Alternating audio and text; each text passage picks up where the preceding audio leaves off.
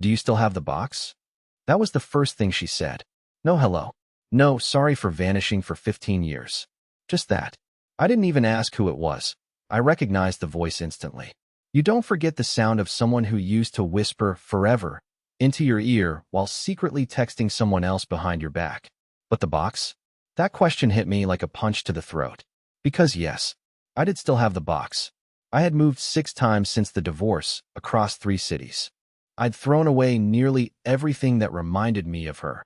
Pictures, letters, our wedding album, even the little ceramic owl she bought at that flea market in Vermont. But not the box. The box was buried in the back of my closet, sealed in duct tape, wrapped in 2 layers of black plastic. I hadn't opened it since 2010. I couldn't even remember what was inside. Just that it was hers. Or ours. Or maybe mine, after she left it behind without a word. Why are you asking about it now? I managed to say, trying to keep my voice from shaking. There was a pause. I heard her exhale. Because I lied to you back then, she said quietly. And if you opened that box, you might have already figured it out. I hadn't. I never opened it. I couldn't. I thought it would break me. Turns out not opening it might have been worse. I swallowed hard. What are you talking about? I need to explain. But not over the phone, she said. Please. Just tell me, do you still have it? I didn't answer. My mind was racing. Why now? What the hell was inside that box? Then she said something that made me sit down on the floor like the air had been sucked out of the room. Because if someone else finds it, if they've already found it, this isn't just about me anymore. It's about what I did and what you helped me cover up. Cover up? I didn't even know what she meant. But suddenly, I couldn't breathe. She hung up before I could say another word. And just like that, everything I thought I knew about our divorce, about why she left me, started to unravel. I didn't sleep that night. I barely moved. I just sat in the living room staring at my closet door, like something alive was clawing at it from the inside. It was ridiculous, just a box. A dusty, sealed, forgotten box. But her voice kept replaying in my head. What you helped me cover up. That line felt like poison dripping through my memory. At around 4:30 a.m., I finally got up. I didn't even bother turning on the lights. I walked to the closet and pulled everything out. Jackets, old shoes, a broken vacuum cleaner I keep pretending I'll fix. And there it was. Exactly where I left it. Tucked into the back corner like a buried secret. Heavy. Still sealed. I didn't open it. Not yet. I just sat on the floor with it between my legs, staring at the tape like it might start speaking to me. I tried to remember what was inside. Old photos. Letters. Something personal I couldn't bring myself to throw out 15 years ago. Then something strange hit me. The box was heavier than I remembered. Much heavier. And the tape looked newer. Not fresh, but definitely not 15 years old. That scared me more than anything. At 6:12 a.m., I texted her. I have it. What's in it? She didn't reply. At 6:30, I texted again. Did you come here? Did you open it? Still nothing. By 7 o'clock, I was pacing the living room. My thoughts were bouncing around like wild animals. What if she had come back at some point, entered my apartment, resealed the box, left something new inside? What if this wasn't just about some emotional closure? What if it was criminal? And then I remembered something I hadn't thought about in over a decade. The night before she left me, Mallerie had asked me to pick up a package from her office. She said it was important. I was so desperate to keep her happy that I didn't even ask what it was. I just did it. A manila envelope. Sealed. I handed it to her when I got home. The next morning, she was gone. No note. No goodbye. Just vanished. And now she was asking me about a box. I was starting to feel like I'd been used for something I never even understood. At 7:42, my phone buzzed. Don't open it yet. Please. I'm almost in town. Almost in town. What? She wasn't just texting me from a distance. She was coming here. After 15 years. I stood completely still, phone in hand, rereading that message over and over again. Then another text came. I need to explain in person. Because once you see what's inside, you'll hate me even more than you did before. Hate her more? I thought I already hated her with everything I had left. But the truth was, that box was already open in my mind. And I knew the moment I tore off the tape, there would be no going back. It was just after noon when she pulled up. I recognized the car before I recognized her. A silver Toyota Camry, way too clean for the dirt road that led to my place. It didn't belong in my cracked driveway, surrounded by dead leaves and regrets. I stood at the kitchen window, holding a mug I hadn't sipped from in hours, and watched her step out. She looked different. Not older, just sharper. Like time had etched every choice into her face, and she no longer bothered to soften the edges. She wore black jeans, boots, and a gray coat I didn't recognize. Her hair was shorter. She didn't look like the Mallerie I used to know. She looked like someone who had been through something she hadn't forgiven herself for. But what sent a chill down my spine wasn't her face. It was the man who got out of the passenger side. He was maybe mid-30s, clean-shaven, wearing a pressed navy button-down and carrying a messenger bag. He didn't look like a lawyer. He didn't look like family. He looked nervous. They didn't knock. They stood at the door like they were afraid it might swallow them whole. I opened it before she reached for the handle. "Hi," she said quietly. "Who is he?" I asked. My voice cracked on the last word. I wasn't ready for answers, but I couldn't stop myself. "This is Ezra," she said, glancing at the man beside her. "He's part of why I'm here." I stepped aside, not out of politeness, out of confusion. My brain couldn't connect the dots fast enough. They walked in like people entering a courtroom, not a home. Ezra didn't speak. He looked around like he was searching for exits.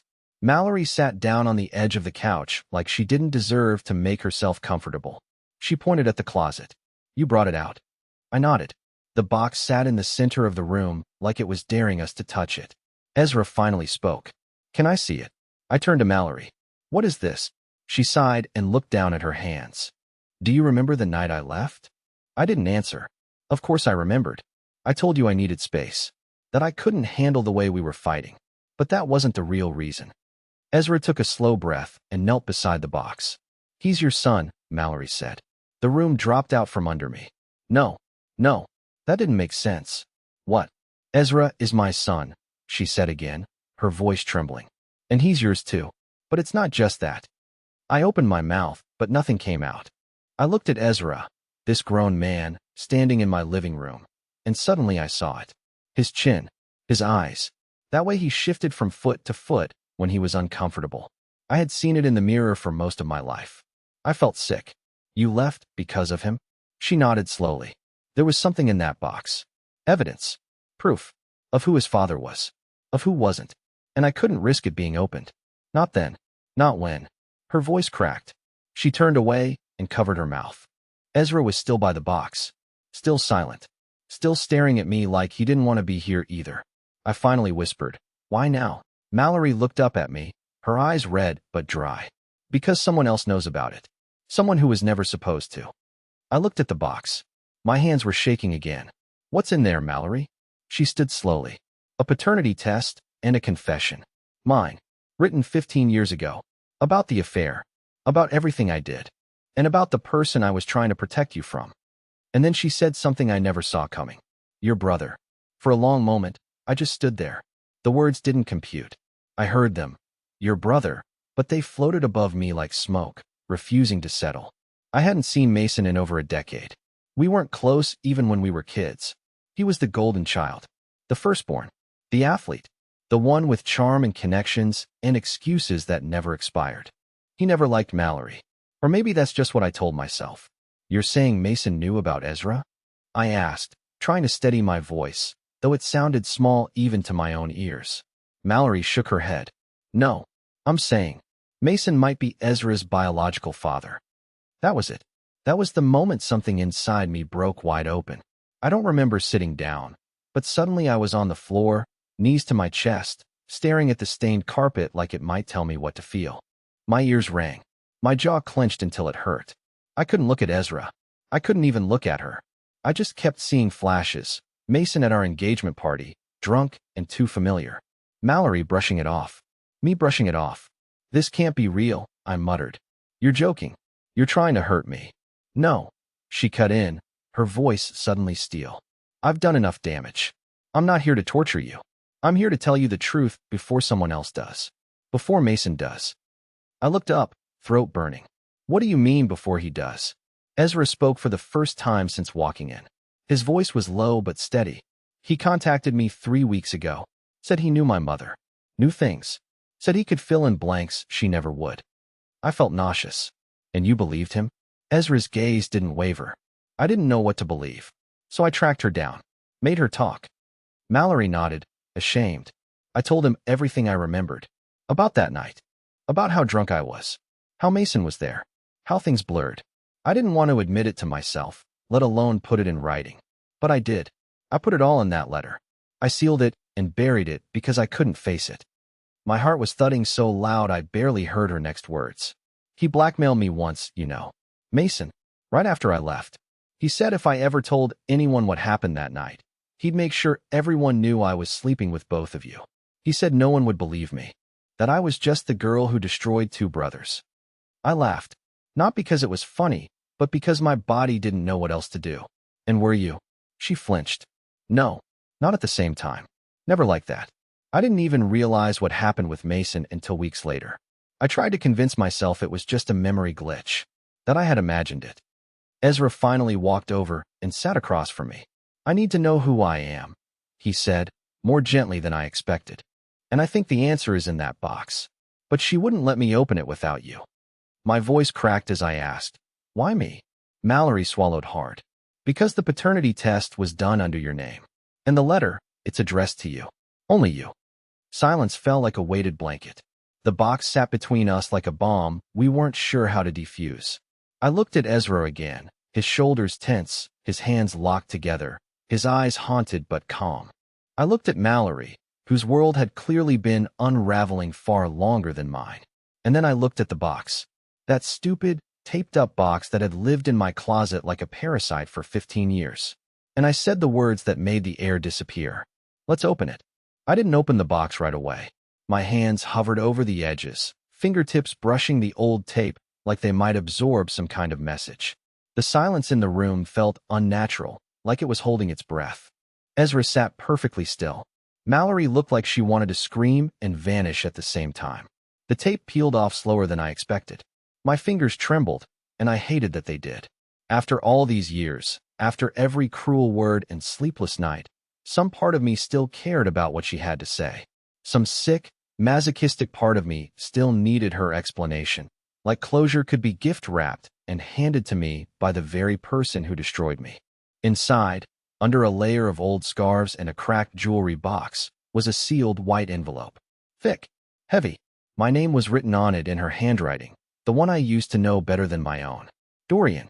I didn't speak as I opened it. I just unfolded the pages, 4 of them, covered front and back in blue ink. No margins, no paragraphs, just a stream of truth spilling from a woman who had clearly lost control the moment she wrote it. The first line was simple. If you're reading this, it means I'm too late to explain in person. I read silently, but each word felt like it scraped something raw inside me. She started by confessing to the affair, or, as she wrote it, the incident I spent years trying to convince myself wasn't real. She described waking up on the couch after a fight with me, groggy and disoriented, and Mason sitting beside her, pouring her another drink. She remembered blurred flashes, his hand on her waist, her saying no, him laughing it off, her falling asleep again. Then came the line that stopped me cold. When I found out I was pregnant, I told you it was yours because I wanted it to be yours. But I had already made an appointment behind your back. I was scared of what the truth would mean if it got out. Not just for us, but for Mason. My eyes kept moving, even though my body wanted to shut down. She explained how, when Ezra was born, she did a secret paternity test, paid for in cash, using fake names. And the result was inconclusive. She never told either of us. Instead, she buried the paperwork in the box, along with the original test request and the letter I now held. She sealed it all because she couldn't face what it meant. But that wasn't the end of the letter. She began writing about something else, something that hadn't been spoken aloud in 15 years. The real reason she left. Not guilt. Not shame. Fear. Mason came to our apartment while you were at work. He said things that made my blood run cold. He told me he knew I'd had the test. He said if I didn't leave you, he'd make sure Ezra never had a father. That he'd take him, raise him himself. That he'd win. Because that's what Mason does. He wins, no matter who gets destroyed in the process. I looked up.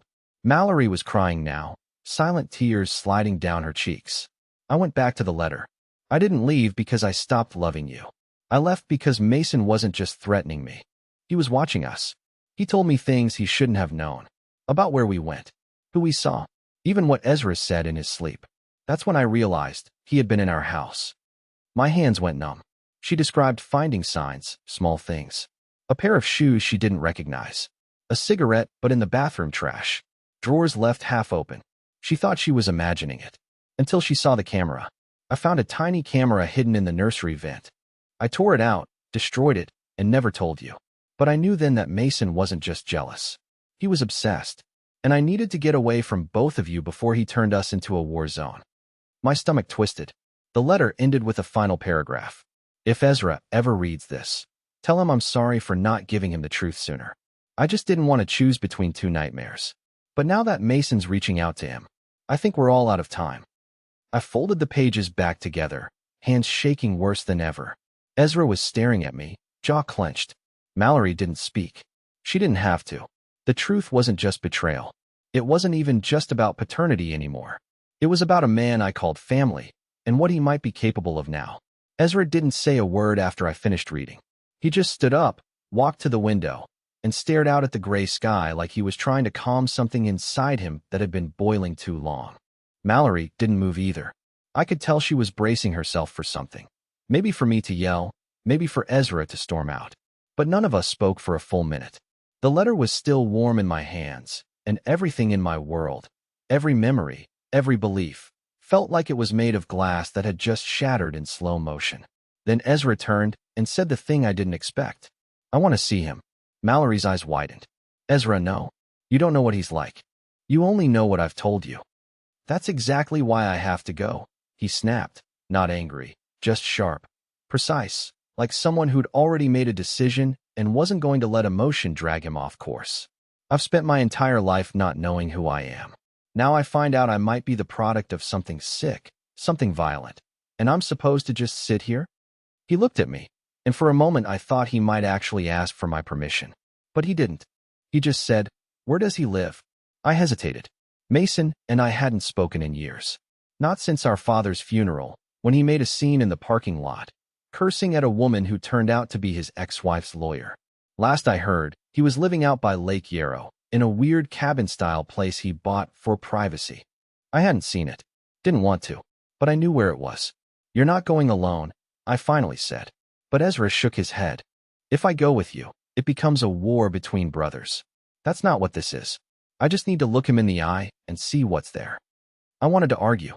God, I wanted to scream. But I didn't.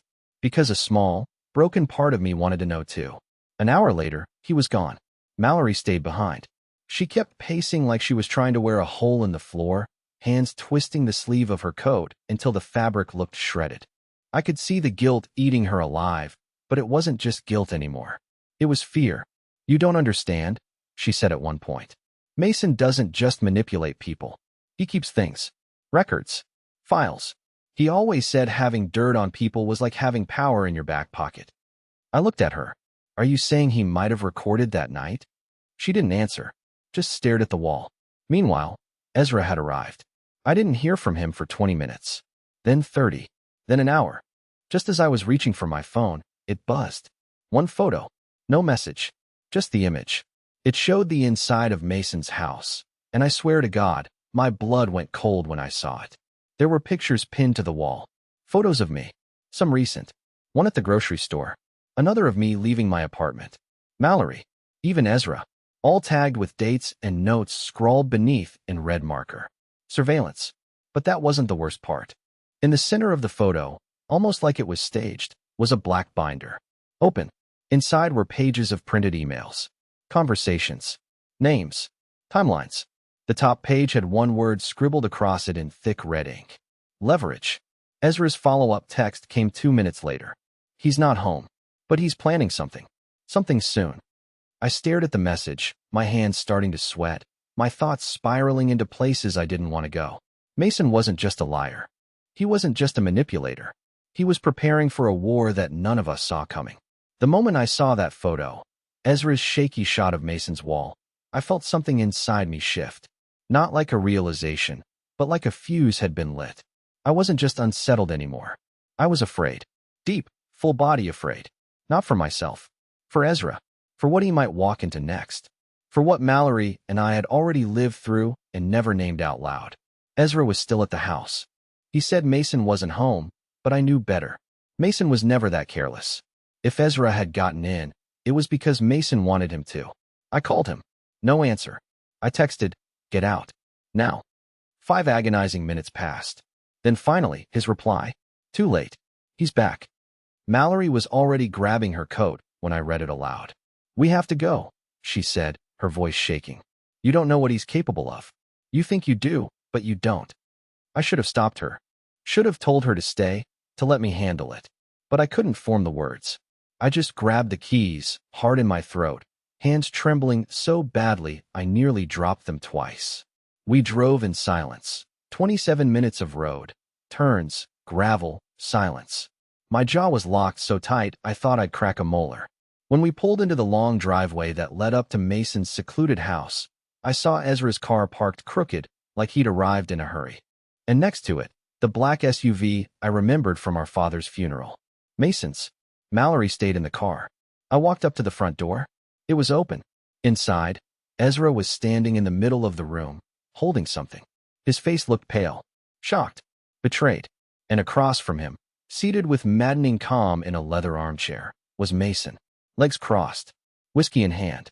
That smug half-smile that had followed me through every childhood humiliation etched across his face like it had never left. I told him everything, Mason said before I could speak. He deserves to know, don't you think? After all, it's his birthright. Ezra turned to me, eyes wide. He says you knew, that you suspected and never told me. I blinked. That's not true. I didn't even. Didn't what? Mason snapped, rising from the chair like a slow storm. Didn't want to know?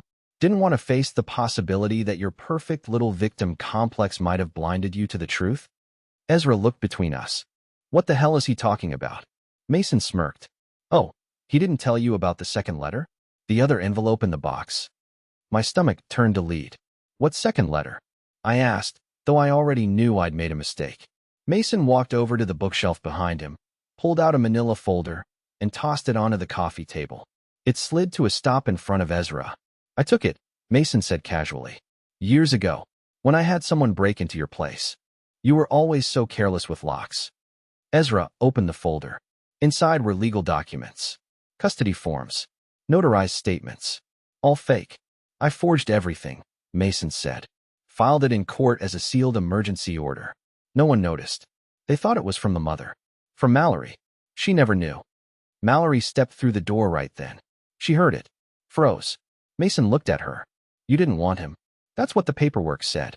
You voluntarily terminated parental rights. It's all there. A judge signed it. Rubber stamp. My vision blurred. He had stolen Ezra on paper. Hidden it for years. And now he was waving it in our faces like a trophy. Ezra dropped the folder. You planned to come for me, he said. Not back then. Now. That's what all this is. The files, the wall, the tracking. This wasn't just about destroying them. You wanted to own me. Mason tilted his head. And why not? You're smart.